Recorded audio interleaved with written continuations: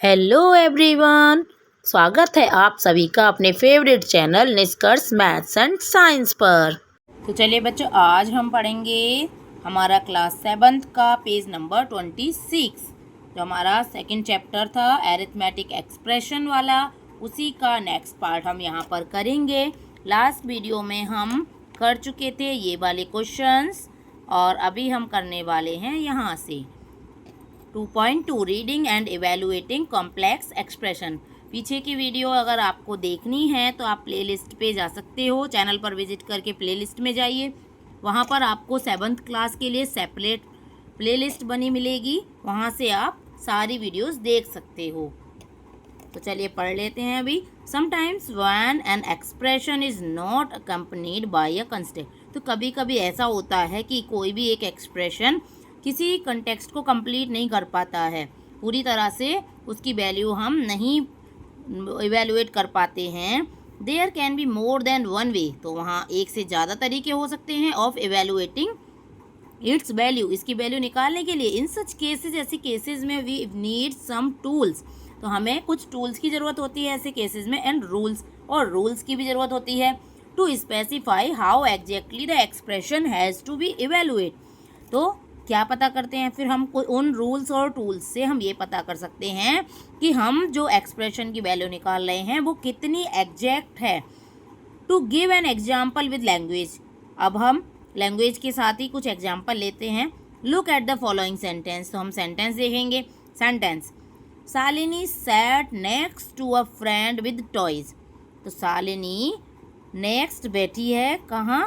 A friend with toys, एक friend जो कि टॉयज के साथ है। तो मीनिंग क्या हुआ इसका? द फ्रेंड हैज़ टॉयज, यानी कि फ्रेंड के पास टॉयज हैं। And Shalini sat next to her, और शालिनी उसी के पास बैठी है। अभी नेक्स्ट देखते हैं, बी में क्या दिया है? सेंटेंस दिया है Shalini sat next to a friend with toys. यहाँ पर अब फ्रेंड के बाद कॉमा दे दिया, यहाँ पर कॉमा नहीं था, यहाँ कॉमा लगाया, जैसे ही विद टॉयज अलग हो गया। अभी यानी कि अब इसका मीन्स चेंज हो जाएगा। देखो तो मीन्स जब चेंज होगा क्या हो जाएगा मीनिंग इसका? Shalini has the toys and sat she sat with them next to her friend. तो शालिनी जो है वो अपने फ्रेंड के साथ बैठी है विद अपने टॉयज के साथ, यानी कि शालिनी के पास टॉयज हैं। And she sat with them, उन सभी के साथ वो बैठी है टू हर फ्रेंड, अपने फ्रेंड के पास। अभी देखो दोनों में मीनिंग चेंज हो गया है। तो क्या मीनिंग हुआ देखो दोनों का। अभी देखते हैं the sentence without the punctuation. अब यहाँ पर पंक्चुएशन नहीं किया था, यानी कि इन्होंने क्या नहीं लगाया था, यहाँ पर कॉमा नहीं था फ्रेंड के बाद, तो यहाँ पर फ्रेंड के बाद कॉमा लगा दिया। सिर्फ कॉमा लगाने से ही दोनों का सेंस चेंज हो गया। यहाँ पर कह रही थी कि जो फ्रेंड है उसके पास टॉयज हैं और शालिनी उसके पास बैठी है, यानी कि फ्रेंड के पास। लेकिन यहाँ कॉमा लगाते ही क्या हुआ कि जो टॉयज हैं अभी शालिनी के पास हैं, और शालिनी किसके साथ बैठी है? उन सारे टॉयज के साथ अपनी फ्रेंड के पास बैठी है। दोनों के जो सेंस हुए वो चेंज हो गए। तो हमारा सिर्फ किससे? एक कॉमा से। Let us see an expression that can be evaluated in more than one ways. तो हम एक एग्जाम्पल देखेंगे एक्सप्रेशन वाला, जिससे कि एक चीज़ को करने के एक से ज़्यादा तरीके हो सकते हैं। एग्जाम्पल है इसका, देखेंगे। देखो, Mallesh brought 30 marbles to the playground. Mallesh जो है वो 30 मार्बल्स लाता है, खरीद कर लाता है टू द प्लेग्राउंड, प्लेग्राउंड में। Arun brought 5 bags of marbles with 4 marbles in each bag, यानी कि जो अरुण है वो 5 बैग लाता है मार्बल के, जिसमें हर बैग में 4 मार्बल्स हैं। यानी कि जो अरुण है उसके पास कितने मार्बल हुए? 5 4 जा 20, यानी कि 20 marbles. How many marbles did Mallesh and Arun bring to the playground. अब दोनों कितने लाते हैं, ये करने के लिए हम क्या करेंगे? देखो 30 जो थे वो मल्लेश के पास थे, फिर हमने क्या किया, जो अरुण था अरुण के हमने निकाल लिए टोटल। देखो 5 4, इन दोनों के हमने मल्टीप्लाई किया, 5 4 जा 20। इस तरीके से हम इसका निकाल सकते हैं कि टोटल हम निकाल लेंगे। अब देखिए आ जाते हैं नेक्स्ट पेज पर। Without knowing the context behind the expression, यानी कि कंटेक्स्ट के पीछे का जो एक्सप्रेशन है उसको बिना पता किए हम कैसे कह सकते हैं Purna found the value of his this expression to be 140। तो पूर्णा ने क्या किया, एक्सप्रेशन को नहीं समझा और उसने उसकी वैल्यू 140 निकाल दी। ही एडेड 30 एंड 5 फर्स्ट। उसने क्या किया, पहले 30 और 5 को प्लस कर दिया टू गेट 35 मिला एंड देन मल्टीप्लाइड 35 बाई 4। और उसने क्या किया, 4 से मल्टीप्लाई किया 35 को, 4 से 35 को मल्टीप्लाई कर दिया है उसने। एंड देन क्या होता है फिर, देखो उसको क्या मिला था, 140 उसको मिल गया है। अभी Mallesh found the value of this expression. Mallesh ने भी भाई इस एक्सप्रेशन की वैल्यू निकाली, तो उसकी तो 50 आई। ही मल्टीप्लाइड 5 एंड 4 फर्स्ट। उसने 5 और 4 की मल्टीप्लाई की पहले टू गेट 20 लाने के लिए, and then added 20 and 30 to get 50। और फिर बाद में उसने 20 और 30 दोनों को ऐड कर दिया तो 50 आ गया। In this case Mallesh is right. तो इस केस में क्या हुआ, मल्लेस जो थे वो सही थी। But why did Purna get it wrong. लेकिन पूर्णा ने ऐसा गलत क्यों कर दिया भाई ऐसे। Just looking at the expression 30 + 5 × 4। अब हम इस एक्सप्रेशन को देखेंगे। It is not clear whether we should do the addition first और मल्टीप्लिकेशन। तो यहाँ ये नहीं दिया है कि पहले हमें प्लस करना है या पहले मल्टीप्लाई करना है। Just as punctuation marks are used to resolve confusion in language, bracket and the notion is of terms are used in mathematics to resolve confusions in evaluating expressions।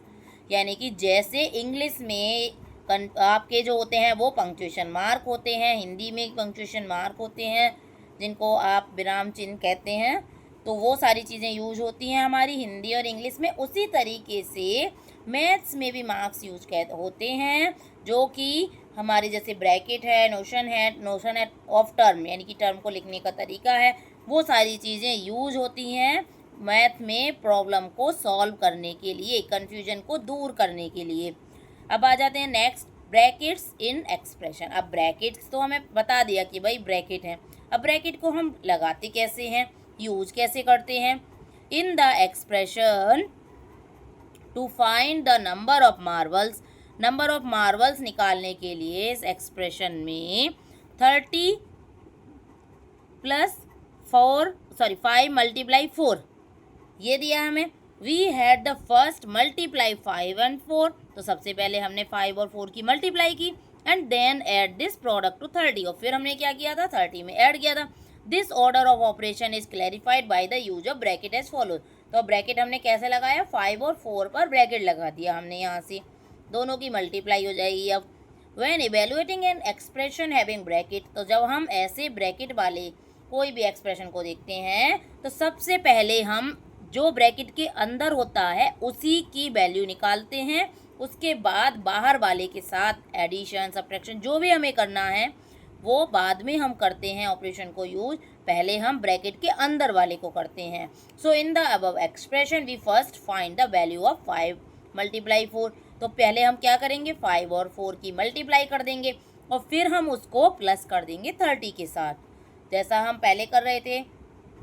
किसने किया था, वो मल्लेस ने जो किया था वही हम यहाँ पर कर रहे हैं। We first find the value of 5 × 4, ये हमने कर लिया अभी देखो, और ये हो गया 5 × 4 किया, क्या आया 20। और बाकी जो था ब्रैकेट के बाहर वाला बिल्कुल सेम टू सेम हम ऐसा ही लिखा रहने देंगे, उसको हम बिल्कुल भी टच नहीं करेंगे, सेम टू सेम हम उतार देंगे, ठीक है। फिर बीच में ये प्लस साइन है तो प्लस, माइनस है तो माइनस, जो भी होगा साइन वो यहाँ लगाएंगे और ब्रैकेट के अंदर वाला सॉल्व करके हमने यहाँ लिख दिया। अब 20 पे हमें ब्रैकेट लगाने की ज़रूरत नहीं है क्योंकि यहाँ सिर्फ एक ही नंबर आ गया है। अब हमारा यहाँ 2 नंबर्स थे विद साइन, लेकिन यहाँ कोई भी साइन नहीं है और एक ही नंबर बन गया है इनका भी 2 नंबर से, तो हमने ब्रैकेट हटा दिया। अभी हमारी वैल्यू आ गई है 50। नेक्स्ट देखेंगे एग्जाम्पल 5। एक और एग्जाम्पल समझ लेते हैं, एग्जाम्पल से कोई भी चीज़ बहुत जल्दी समझ आती है ना। Irfan brought a pack of biscuits for ₹15, यानी कि इरफान जो है एक पैक खरीदता है बिस्किट का ₹15 का, and a packet of Toor dal for ₹56, और एक पैकेट तूर दाल का खरीदता है जो ₹56 की है। ही गेव द शॉपकीपर ₹100, उसने ₹100 शॉपकीपर को दे दिए। Right N expression that can help us calculate, जो ऐसा एक्सप्रेशन हमें लिखना है जिससे जो हमारी हेल्प कर सकता है ये कैलकुलेट करने में। The change Irfan will get back from the shopkeeper, यानी कि अब शॉपकीपर से इरफान को कितने रुपए वापस मिलेंगे। उसके लिए Irfan spend ₹15 on the biscuit packet and 56 on Toor dal, so the total cost in rupees, तो टोटल कॉस्ट क्या हुई रुपीज़ में, ₹15 ये हो गया बिस्किट वाला, 56 ये हो गया तूर दाल का। अभी हमने प्लस में लिख लिया क्योंकि उसने कितने क्या सामान लिया, 15 + 56 का। He gave ₹100 to the shopkeeper, लेकिन उसने ₹100 दिए हैं शॉपकीपर को, so he should to get back 100 minus the total cost, यानी कि तो उसको कितने रुपए मिलेंगे, 100 में से जो उसने सामान खरीदा है 15 + 56 का, इनका टोटल माइनस कर देंगे। Can we write the expression as, क्या हम इस एक्सप्रेशन को ऐसे लिख सकते हैं, 100 माइनस 15 + 56। तो हम क्या करेंगे यहाँ से, देखो 100 अगर हम ऐसे करेंगे बिना ब्रैकेट के तो क्या होगा, 100 में से पहले हम 15 माइनस कर लेंगे, तो हमारा कितना बचेगा, हमारा यहाँ पर बचेगा 85। 85 में फिर 56 ऐड कर देंगे तो हमारा क्या आएगा answer, 141। It is absurd that he gets more money, लेकिन उसका तो ये तो गलत हो गया। कैसे गलत हो गया, क्योंकि उसने तो ₹100 ही दिए हैं और उसको वापस कितने मिल गए, 141। तो ऐसा थोड़ी करना है कि वापस ज़्यादा लाना है, ये तो उसका लॉस हो जाएगा ना शॉपकीपर का, ऐसे नहीं करना है ना, और शॉपकीपर भी आपको नहीं देगा ऐसे। तो क्या करना होगा, हमें क्या करना है, देखो अब ब्रैकेट हमने लगा दिया 15 + 56 पे हमने ब्रैकेट यूज किया।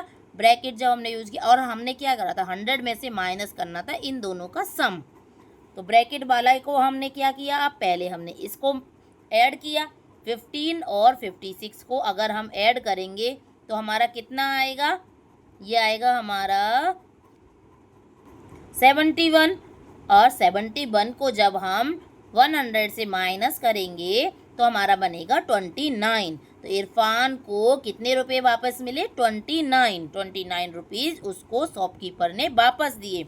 अब जो वैल्यू रही वो हमारी बिल्कुल ठीक आई, तो बिल्कुल सही किया अब इरफान ने, पहले वो गलत कर रहा था। ऐसे क्या होता है, आप कभी ऐसे नहीं मांगने लग जाना कि अंकल हमने तो ये लगाया है आप गलत लगा रहे हो, तो ऐसे भाई फिर और डांट पड़ेगी, है ना, अंकल आपको डांटेंगे कि आपको हिसाब लगाना नहीं आता क्या, आपकी मैम नहीं पढ़ाती हैं, आपके सर नहीं पढ़ाते हैं स्कूल में कुछ, है ना, आपको डांट पड़ेगी, इसलिए आप सही से अच्छे से करना सीख जाओ।